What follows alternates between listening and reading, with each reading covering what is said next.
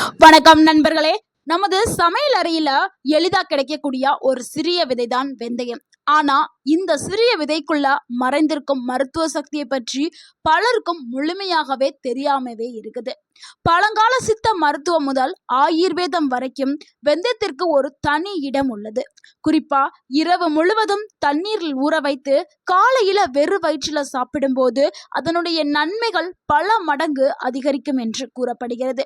இன்னைக்கு வீடியோல ஊற வைத்த வெந்தயத்தை தினமும் சாப்பிடுவதால் உடலில் ஏற்படக்கூடிய 10 முக்கிய மாற்றங்கள் என்னென்ன, அதை எப்படி சாப்பிட வேண்டும், யாரெல்லாம் சாப்பிடக்கூடாது போன்ற அனைத்து தகவலையும் விரிவாக பார்க்க போறோம். என்னென்ன நோய்களை இது சரி பண்ணும், எப்படியெல்லாம் எடுத்துக்கொள்ள வேண்டும் அப்படிங்கிற முழுமையான தகவலை தான் இந்த ஒரு வீடியோல நான் சொல்ல போறேன். ஸோ கடைசி வரைக்கும் பாருங்க. கடைசியில் ஒரு முக்கியமான ஒரு விஷயத்தை நான் உங்க கூட ஷேர் பண்ண போறேன். ஸோ வீடியோவை ஸ்கிப் பண்ணாம முழுமையா பாருங்க. இந்த ஒரு வீடியோ உங்களுடைய ஆரோக்கியத்திற்கு பயனுள்ளதாக இருக்கும். வெந்தயத்தை சரியான முறையில் எடுக்கும் பொழுது ஏற்படக்கூடிய நன்மைகளை பார்த்தலாம். அது முதலாவது நன்மை, ரத்த சர்க்கரை அளவை கட்டுப்படுத்துறதுக்கு வெந்தயம் பயன்படுது.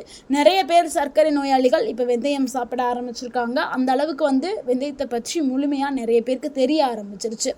ஊற வைத்த வெந்தயம் சர்க்கரை நோயாளிகளுக்கும் மிகவும் பயனுள்ளதாக கருதப்படுது.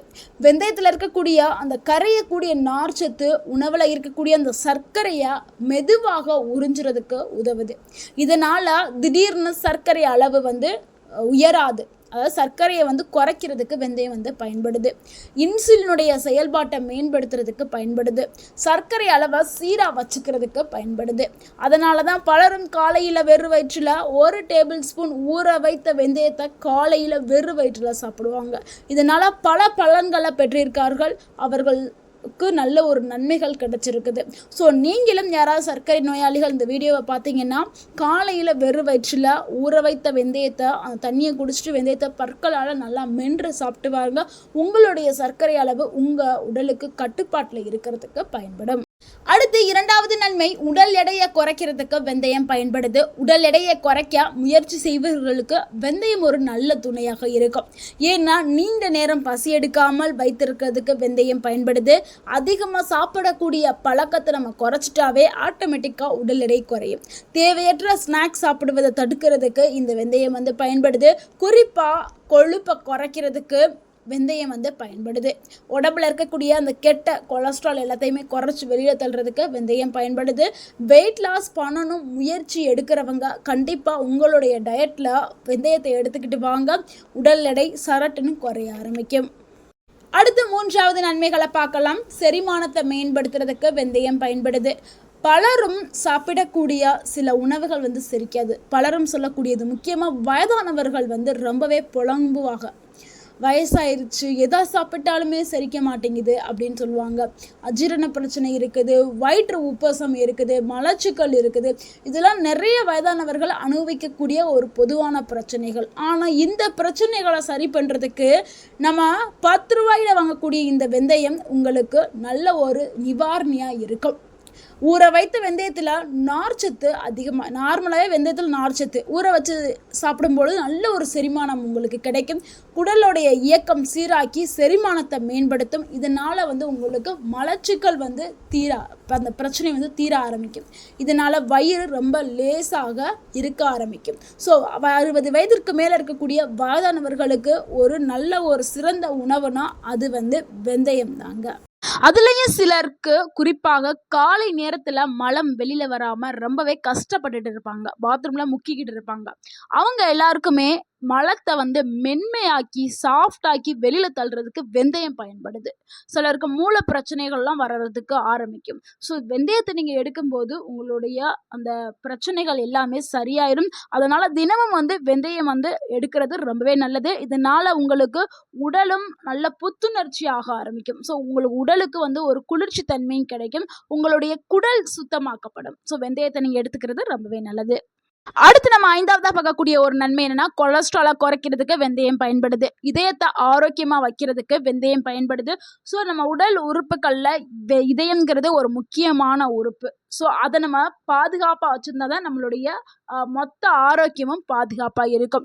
ஸோ இதயத்தை தாக்கக்கூடிய பல நோய்கள் நிறையாவே வந்துக்கிட்டு இருக்கு. அதுவும் இப்போ இருக்கிற காலகட்டத்தில் சின்ன வயசு உள்ளவங்களுக்கு கூட ஹார்ட் அட்டாக் வருது. ஸோ அதை சரி பண்ணுறதுக்கு நம்ம வெந்தயத்தை எடுத்துக்கலாம். ஏன்னா கெட்ட கொழுப்புக்களை கரைக்கிறதுக்கு வெந்தயம் பயன்படுது. வெந்தயம் நல்ல கொழுப்புகளை அதிகப்படுத்துறதுக்கும் பாதுகாக்கிறதுக்கும் பயன்படுது. இதனால ரத்த நாளங்கள் வந்து ஆரோக்கியம் மேம்படுது. ரத்த நாளங்களை சுத்தமாக வைக்கிறதுக்கு வெந்தயம் பயன்படுது. இதனால இதய நோய் அபாயமும் குறையலாம் அப்படின்னு சொல்லப்படுது.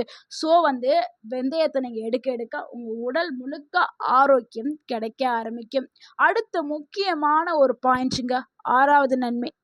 இப்போ இருக்கிற 30 வயசு தாண்டின எல்லாருக்குமே லைட்டாக கை கால் வலி வர ஆரம்பிச்சிருச்சு. 40 வயதை தாண்டினவங்களுக்கு முட்டு வலி, கால் வலி வந்துருச்சு. ஏன்னா கால சூழ்நிலையினால 40 வயசுல இப்போ மூட்டு வலிலாம் வர ஆரம்பிக்குது. ஆனால் வெந்தயம் வந்து ஒரு இயற்கையான அலர்ஜி எதிர்ப்பு தன்மை கொண்டதுனால மூட்டு வலி, முழங்கால் வலி, உடலில் ஏற்படக்கூடிய வீக்கம் போன்ற பிரச்சனைகளை குறைக்கிறதுக்கு வெந்தயம் வந்து பயன்படுது. முக்கியமாக 50 வயதிற்கு மேலே இருக்கிறவங்க கண்டிப்பாக வெந்தயத்தை எடுக்கும் பொழுது அந்த மூட்டு வலி, முழங்கால் வலியிலிருந்து முழுமையான நிவாரணத்தை வந்து பெறலாம். அடுத்து 7வது நன்மை, பெண்களுடைய ஆரோக்கியத்திற்கு சிறந்த ஒரு உணவா வெந்தயம் இருக்குது. மாதவிடாய் சிரமங்களை குறைக்கிறதுக்கு, அந்த மாதவிடாய் டைம்ல நிறைய பெண்களுக்கு வந்து அடி வயிற்றுல வந்து வலி இருக்கும்.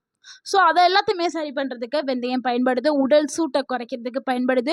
உடலுக்கு ஒரு பலத்தை அதிகரிக்கிறதுக்கு, அதை தாங்குகிற சக்தியை கொடுக்கறதுக்கு வெந்தயம் பயன்படுது. முக்கியமாக பாலூட்டும் தாய்மார்கள் வெந்தயத்தை எடுக்கும் பொழுது பால் சுரப்பை ஊக்குவிக்கிறதுக்கும் வெந்தயம் வந்து பயன்படுது. இதனால் ஒட்டுமொத்த பெண்களுடைய ஆரோக்கியத்திற்குமே வெந்தயம் ஒரு முக்கிய இடத்தை பிடிச்சிருக்குது. அதனால பெண்கள் கண்டிப்பாக வெந்தயத்தை எடுக்கிறது, வெந்தயத்தில் வெந்தய களி, வெந்தய அடை, என்னெல்லாம் வெந்தயத்தில் செஞ்சு சாப்பிட முடியுமோ அது எல்லாமே செஞ்சு சாப்பிட்றது உங்களுடைய ஆரோக்கியத்திற்கு மிகவும் நன்மைகளை கொடுக்கும். அடுத்து 8வது நன்மை, தலைமுடி மற்றும் சர்ம ஆரோக்கியத்திற்கு வெந்தயம் பயன்படுது. உள்ளிருந்து ஆரோக்கியத்தை வழங்கக்கூடியது வெந்தயம். அதே மாதிரி நம்மளுடைய சர்மம், முகங்களை பளிச்சுன்னு வச்சுக்கிறதுக்கும், முடியை வந்து நல்லா சைனிங்காகவும் சாஃப்டாகவும் நல்ல பொலிவாகவும் வச்சுக்கிறதுக்கு வெந்தயம் பயன்படுது. முக்கியமாக முடி உதிர்வை தடுக்கிறதுக்கும் முடி வளர்ச்சியை ஊக்குவிக்கிறதுக்கும் வெந்தயம் வந்து பயன்படுது. நம்மளுடைய சரியான உணவு முறையில் நம்ம எடுத்துக்கிட்டோம்னா வெந்தயத்தை, நம்மளுடைய முடி உதிர்வை தடுக்கலாம், முடி வளர்ச்சியை ஊக்குவிக்கலாம். ஸோ வெந்தயத்தை நீங்கள் தொடர்ந்து ஊற வைத்து எடுத்துக்கிட்டாலும் சரி, நம்ம சொன்ன மாதிரி மற்ற உணவுகளோடு சேர்த்து சாப்பிட்டாலும் சரி.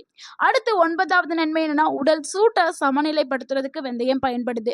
வெந்தயம் இயற்கையாகவே குளிர்ச்சி தன்மை கொண்ட ஒரு பாரம்பரிய உணவு. இதனால உடல் வெப்பம் வந்து குறையும். முக்கியமாக வெயில் காலங்களில், கோடை காலங்களில் ரொம்பவே நம்ம உடல் வந்து சூடாக இருக்கும். அப்புறம் வந்து நம்ம உடலை வந்து குளிர்விக்கிறதுக்கு வெந்தயத்தை எடுத்துக்கிடலாம். இதனால சிலருக்குலாம் வந்து ஹீட் அதிகமாகி வாயில புண்ணு, அங்கங்கே கொப்பளங்கள்லாம் வர ஆரம்பிக்கும், உடல்ல எரிச்சலும் வரும். ஸோ அதனால அதை தவிர்க்கிறதுக்கு வெந்தயம் சார்ந்த உணவுகளை சாப்பிட்றது ரொம்பவே நல்லது.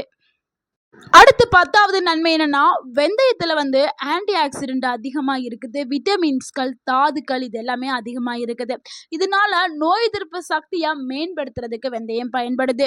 இயற்கையாகவே நம்ம உடலை பாதுகாக்கிறதுக்கு இந்த வெந்தயம் பயன்படுது. முக்கியமாக வெளியிலேருந்து வரக்கூடிய பாக்டீரியா, வைரஸ் போன்ற தொற்றுகளை எதிர்த்து போராடும் தன்மையை வெந்தயம் கொடுக்குது. அதனால் வெந்தயத்தை எடுத்துக்கிறது ரொம்பவே நல்லது. சிலருக்குலாம் வந்து அடிக்கடி இருமல், சளி, காய்ச்சல் இந்த மாதிரி ஏதாவது வந்துக்கிட்டே இருக்கும். அவங்களுக்குலாம் வந்து உடலில் நோய் எதிர்ப்பு சக்தி கம்மியாக இருக்குன்னு அர்த்தம். ஸோ அவங்க வெந்தயத்தை ரெகுலராக எடுக்க எடுக்க நோய் எதிர்ப்பு சக்தி வந்து அவங்களுக்கு அதிகமாயிரும்.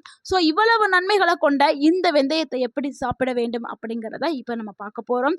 இதில் சில மெத்தட்ஸ் இருக்குது. எந்த மெத்தட் உங்களுக்கு சூட் ஆகுதோ அதை நீங்கள் ஃபாலோ பண்ணலாம். அதில் மெத்தட் 1 என்னென்னா, 1 டேபிள் ஸ்பூன் வெந்தயத்தை 1 கப்பு தண்ணியில் இரவு ஃபுல்லாக ஊற வச்சுட்டு காலையில் வெறும் வயிற்றில் நீங்கள் தண்ணியை குடிச்சிடலாம். வெந்தயத்தை நல்லா மென்று சாப்பிடலாம். ஸோ இது வந்து ஒரு மெத்தட். 2வது மெத்தட் வந்து வெந்தயத்தை வந்து நம்ம முளைக்கட்டி வச்சு சாப்பிட்றதுங்க. இதில் வந்து அதிக அளவில் வந்து ஊட்டச்சத்துக்கள் நம்மளுக்கு கிடைக்கும். நார்மலாக ஊற வச்சு சாப்பிட்றத விட, சும்மா சாப்பிட்றத விட நம்ம ஸ்ப்ரவுட்டாக முளைக்கட்டி வச்சு சாப்பிட்டோம்னா அதிக ஊட்டச்சத்துக்கள் நம்ம உடலுக்கு கிடைக்கும். ஸோ நீங்கள் முளைக்கட்டி வச்சு நீங்கள் சாப்பிடலாம். அந்த கீரைகளை நீங்கள் முளைக்கட்டி கொஞ்சம் இன்னும் 2-3 நாள் விட்டிங்கன்னா அது கீரைகளாக வளர்ந்துடும். அதை நீங்கள் இப்போ நம்ம பார்த்தா இந்த 2 மெத்தட்ல எந்த மெத்தட் உங்களுக்கு சூட் ஆகுதோ அந்த மெத்தட வந்து நீங்க பயன்படுத்துறது ரொம்பவே நல்லது. எவ்வளவு அளவு சாப்பிடணும் அப்படிங்கிறது ரொம்பவே முக்கியம். 1 டேபிள் ஸ்பூன் மட்டும் நீங்க எடுத்துக்கிட்டா போதும். அதிகமா சாப்பிடாதீங்க. அதிகமா சாப்பிட்டால் அளவுக்கு மீறினால் அமிர்தமும் நஞ்சாகும். இந்த பழமொழி நீங்க கேள்விப்பட்டிருப்பீங்க. அதிகமா எடுத்துக்கிட்டா சில பிரச்சனைகள் ஏற்படும். அதனால தான் நம்ம 1 டேபிள் ஸ்பூன் மட்டும் உங்கள எடுக்க சொல்றோம். முக்கியமா யாரெல்லாம் இத எடுக்கக்கூடாது? கர்ப்பிணி பெண்கள், சர்க்கரை நோயாளிகள், வேற மருந்து மாத்திரை சாப்பிட்டுட்டு இருப்பீங்க. அவங்க வந்து நீங்க டாக்டர்ட்ட கேட்டுக்கிறங்க. மருந்து மாத்திரை சாப்பிட்டுட்டே நான் வெந்தயம் எடுத்துக்கிறலாமா அப்படின்னு. ஏன்னா ஒவ்வொருத்தவங்களுடைய உடல்நிலையும் ஒவ்வொரு மாதிரி இருக்கும். ஸோ டாக்டர்ட்ட கேட்டுட்டு எடுக்கிறது ரொம்பவே நல்லது. அடுத்து பிளட் தின்னர் மாத்திரை மருந்து எடுத்துக்கிறவங்களும் நீங்க டாக்டர்ட்ட ஆலோசனை கேட்டு எடுக்கிறது நல்லது. அதே மாதிரி குறைந்த ரத்த அழுத்தம் இருக்கிறவங்க கண்டிப்பாக நீங்க தவிர்க்கிறது நல்லது. இருந்தாலும் உங்களுக்கு வேணும்னா நீங்க டாக்டர்ட்ட கேட்டுட்டு எடுக்கிறது ரொம்பவே நல்லது. அடுத்து மக்கள் செய்யக்கூடிய ஒரு பொதுவான தவறுகளை நம்ம பார்க்கலாம். அதிக அளவுல சாப்பிடுறது அது மிகப்பெரிய தவறுங்க. அதே மாதிரி ஒரு நாள் சாப்பிட்டுட்டு பலனை வந்து எதிர்பார்ப்பாங்க, ரிசல்ட்டை எதிர்பார்ப்பாங்க. ஒரு நாள் சாப்பிட்டாலாம் ரிசல்ட் கிடைக்காதுங்க. தொடர்ந்து சாப்பிட்டாதான் நம்மளுக்கு வந்து ஒரு நல்ல ரிசல்ட் கிடைக்கும். எப்பவுமே இயற்கை உணவுகள் மெதுவாகத்தான் ரிசல்ட்டை கொடுக்கும். ஆனா ஆரோக்கியமான ஒரு ரிசல்ட்டை கொடுக்கும். எந்த ஒரு பக்க விளைவும் இல்லாத ஒரு நல்ல ரிசல்ட்டை கொடுக்கும். அதே மாதிரி ஆரோக்கியமற்ற உணவுகளை வந்து தொடர்ந்து வந்து சாப்பிட்டுட்டே இருந்தீங்கன்னா வெந்தயம் சாப்பிட்டாலும் அதனுடைய முழுமையான ஊட்டச்சத்துக்கள் உடல் உறிஞ்சாது. ஸோ அதனால இந்த எண்ணெயில் பொரிச்சது, வறுத்தது, இந்த மாதிரி ஜங்க் ஃபுட்டு சாப்பிட்றதெல்லாம் கொஞ்சம் தவிர்த்துக்கிறங்க. அதெல்லாம் வந்து கொஞ்சம் அவாய்ட் பண்ணுங்க. எப்பயோ ஒரு முறை எடுக்கிறது ஓகே, எப்பொழுதுமே எடுக்கிறது ரொம்பவே உங்க உடலை வந்து பாதிக்கும். அதனால வந்து அதிகமாக அந்த சீனி, ரொம்ப எண்ணெயில் பொரிச்சு சாப்பிடக்கூடிய உணவுகள்லாம் தவிர்த்துக்கிறது ரொம்பவே நல்லது. நண்பர்களே, நம்மளுடைய வீட்டுல கிடைக்கக்கூடிய ஒரு சாதாரண மசாலா பொருள் தான் வெந்தயம். நம்ம டெய்லி பார்ப்போம். ஆனா பயன்படுத்துறது இல்ல. இவ்வளவு நன்மைகள கொண்ட இந்த வெந்தயத்தை இனிமே நீங்க பயன்படுத்துங்க. சரியான அளவுல பயன்படுத்துங்க. சரியான முறையில எடுக்கும் பொழுது முழுமையான ஊட்டச்சத்துக்கள் உங்க உடலுக்கு போய் நல்ல ஒரு பலன்கள உங்களுக்கு கிடைக்கும். இந்த தகவல் உங்களுக்கு பயனுள்ளதா லைக் பண்ணுங்க. இந்த வீடியோவ உங்களுடைய ஃப்ரெண்ட்ஸ் அண்ட் ஃபேமிலிக்கு ஷேர் பண்ணுங்க. மறக்காம எங்க சேனலை சப்ஸ்கிரைப் பண்ணுங்க, சப்போர்ட் பண்ணுங்க, கமெண்ட் பண்ணுங்க. தேங்க் யூ ஃபார் வாட்சிங். வாழ்க வளமுடன். நன்றி.